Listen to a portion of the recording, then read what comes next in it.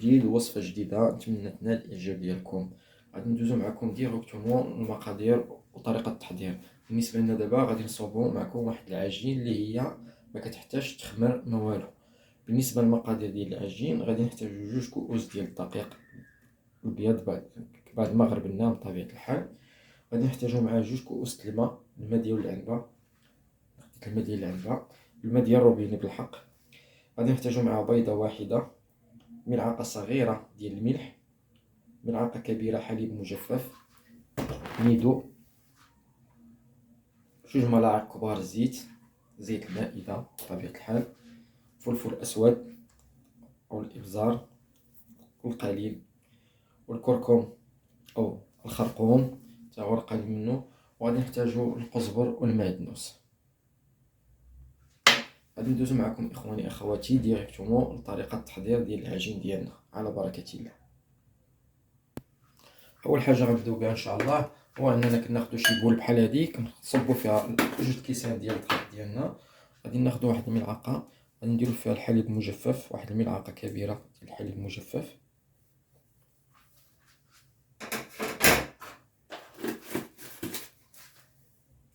غنديروا فيها القليل من الفلفل الاسود او الابزار، القليل من الملح كتبقى على حسب الذوق، والقليل من الكركم والخرقوم،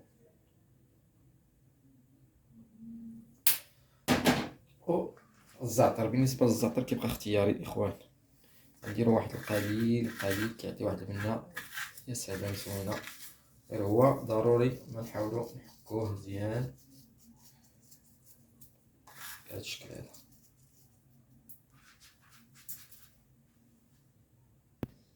من بعد الاخوان غنضيفو الكاس الاول ديال الماء ديالنا اللي هو خديناه من الروبيني.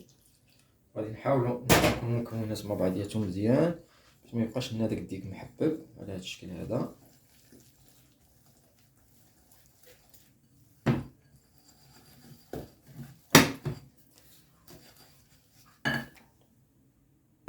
غادي نحاول نضيف الكاس الثاني تدريجيا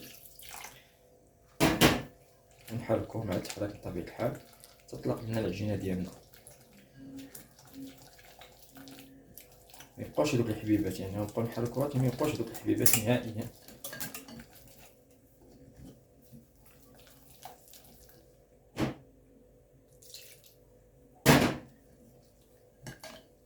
ما كنزيدو فيها بشويه بشويه على هذا الشكل هذا.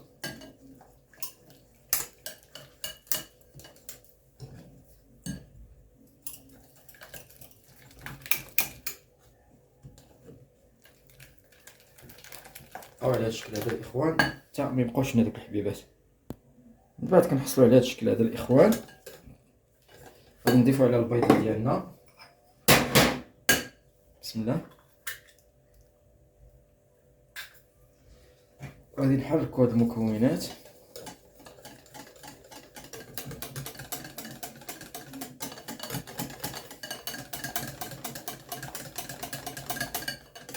يتجانسوا لينا البيض مع العجين ديالنا اخوان. من بعد غادي نضيفوا عليهم 2 ملعقات كبار ديال الزيت المائده. بسم الله.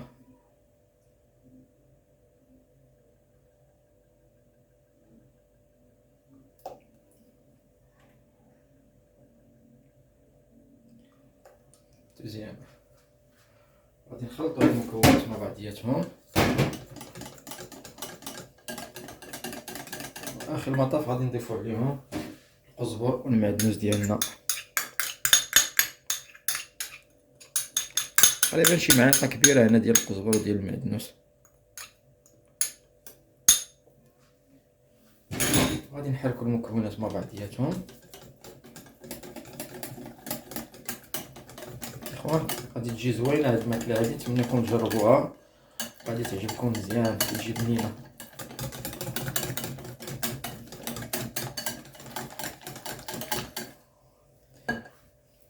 الان غادي نتركوها 3 دقائق وغادي نرجعوا باش نعاودوا نطيبوها في المقله ديالنا.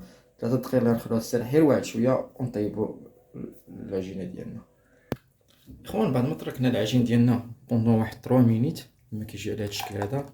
العجين ديالنا كتجي ثقيله واحد شويه كما كتشاهدوا معايا.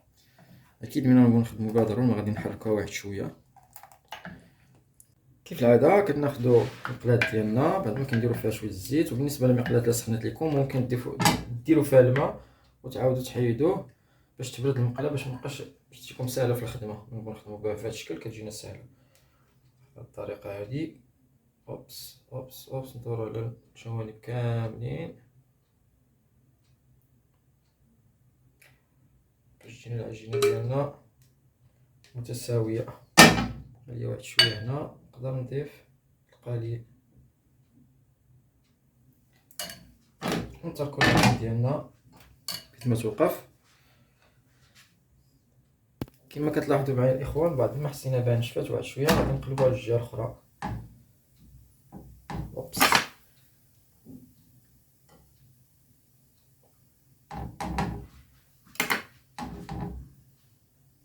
نبقاو الاخوان نبقاو نوركو عليها باش تنفخ لينا.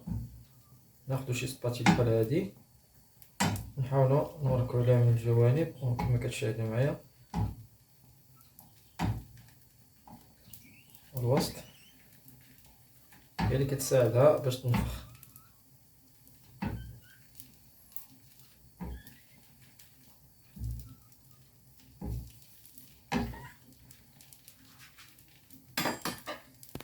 كما كتشاهدوا معايا الاخوان، ها هي بدات كتنفخ لينا.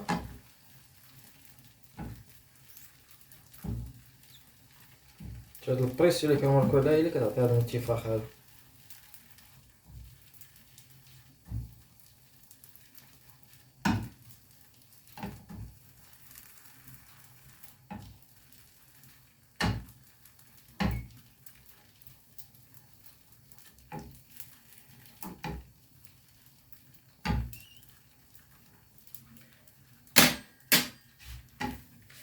قلبوها الجهه الاخرى تاني كما كتشاهدوا معايا.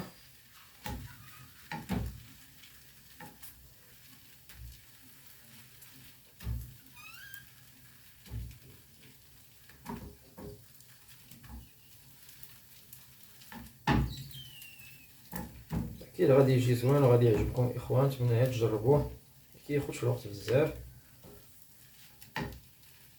سريع التحضير.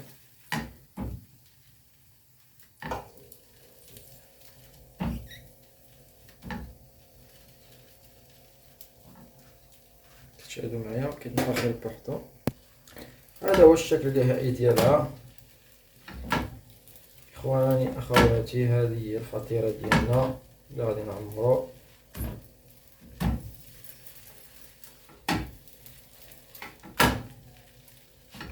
ضروري ما نعاونو بهذا البريسيون هذا باش كتنفخ لينا.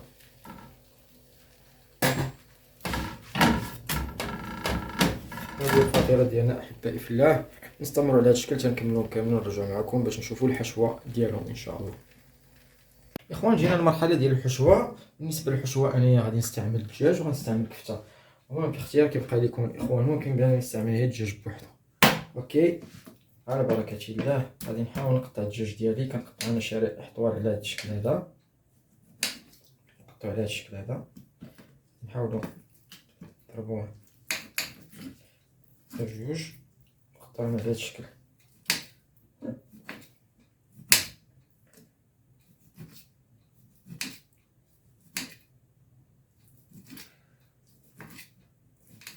استمروا على هذا الشكل اخوان حتى نقطعو الدجاج ديالنا كامل ونرجعو معكم اخوان. بسم الله. بالنسبه للكفته او اللحم المفروم غادي نضيف واحد شويه السكنجبير، واحد شويه البزار، شويه ديال التحميره. المهم كتبقى العطريه الاختيار، كيبقى الاختيار ديالكم. شويه الملح حسب الذوق، العطريه كتبقى على حسب كل واش كيبغي يدير فيها. وعندي هنايا ديال الكفته هاد العطريه هادي ديال الكفته هادي. المهم اذا كانت موجوده هي هذيك، ما موجوداش غادي نستغناو عليها ونديرو العطريه العاديه اللي عندنا. هذه هي العطريه ديالنا بالنسبه للكفته. نخلطو كلشي غنطلقوه جانبا وغندوزو باش نعطرو الدجاج ديالنا. نديرو شويه سكنجبير، انا الدجاج كنعطرو مزيان، كيعجبني يكون معطر مزيان. نديرو الابزار، شويه التحميره، شويه الملحه، حيتاش مكثرش الملحه حيتاش غندير فيه الصوجا، غندير فيه واحد شويه الصوجا، صوص صويا كيعطي واحد المذاق زوين. غندير فيهم هاد الاعشاب المنسمه واحد شوي. انا تندير العطريه بالدجاج مزيان، يعني كندير بزاف العطريه، كيعجبني الدجاج يكون معطر. شويه الزعفران ولا شويه الخرقوم، الكركم. غندير فيه واحد شويه الحار، واحد شويه الحار الهريسه تسمى، شويه الثومه. المهم كما قلت لكم العطريه، بالنسبه للعطريه كتبقى اختياريه بالنسبه لكم نتوما، يعني الانسان جوج كيبغي يدير فيها. وغندير شويه ديال الموطار باش كيعطي هذيك الرطوبيه، تجي الخلط، تجي الشيش. تقريبا واحد راس معلقه تقريبا قد هكا. وغادي ندير فيه شويه الليمون او ما يسمى بالحامض الفضل عندنا، جيت سيترون. بالنسبه لنا هادو هما العطريه اللي غادي نديرو في الدجاج ديالنا. قول يا بركه، الله يجعل البركه. صافي غادي نخلطو الكل وغادي ندوزو معكم باش نطيبوهم. خليكم معنا احبائي في الله. اخوان خدينا مقلتين، غادي نضيفو فيهم القليل من الزيت، القليل جدا، بهذا الشكل هذا. بالنسبه للطياب ديال الدجاج ولا ديال الكفته عادي جدا، ما درت فيه حتى اضافات اخرين، غير سخنو واحد شويه وغادي نضيف الدجاج ديالي وغندير الكفته ديالي ديريكتومون. من بعد اخوان غنضيفو الدجاج ديالنا،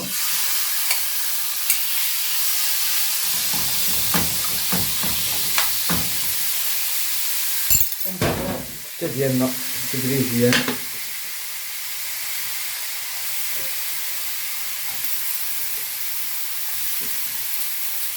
انا الكفته كتعجبني بحال هكا عشوائيه،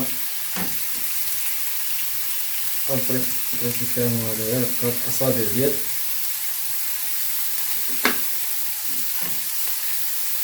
بهذا الشكل هذا نستمر على الشكل هذا اخوان، تطيبوا المسائل ديالنا، الحشوه ديالنا.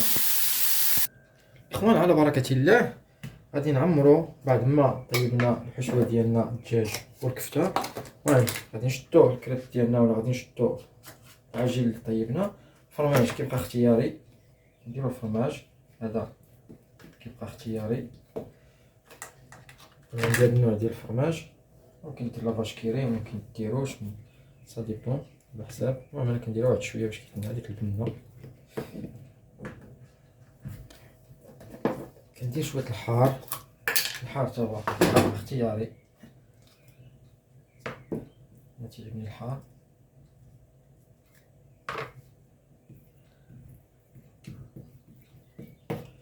وهذا غندير فيه صوص الجيريان،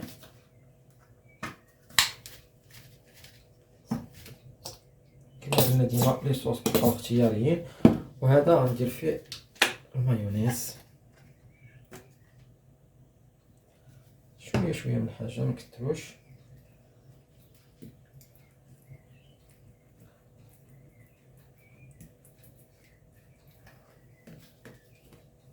وغنديرو الحشوه ديالنا، نديرو الكفته ديالنا.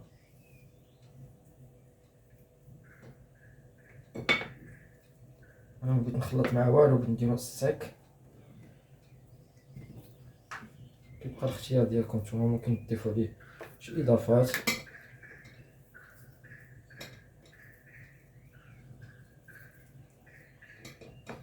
انا تنخدم بيديا، كنلقى راحتي بيديا بحال هكا كنخدم ترونكيل. ابخي عندي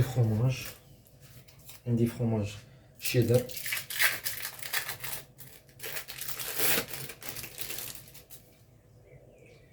غادي ندير النص هنا والنص هنا. عندي فرomاج الصفار العادي ديال لي ساندويتش، ندير النص هنا والنص الاخر هنا. هادو هما الساندويتش ديالنا، كنطويهم فهمتيهم طوي عادي بهاد الشكل هذا.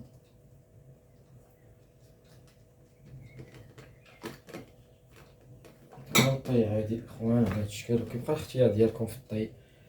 غادي نطويهم عاديين كومسا شكل الطاكوس.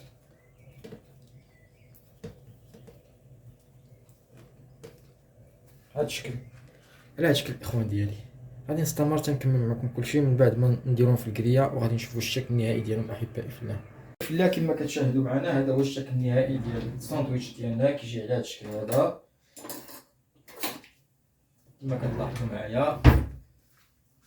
بعد ما درناه في الكريات غادي نشدو شي وحده غادي نقسموها، كيجي على هاد الشكل هذا كما كتلاحظوا. بسم الله نقسمو شي وحده معكم. الفرماج ملي كنديرو فيه كيجي على هاد الشكل هذا. ساندويتش ساهل فيت في بيان في. نعاودو نشوفو هذا جو بونس ديال الدجاج. نفتحو معكم هذا ديال الدجاج. فتا الوغ دجاج جو بونس هو هذا هو ديال الدجاج. كتلاحظوا الاخوان كيجي على هذا الشكل ساندويتش رائع.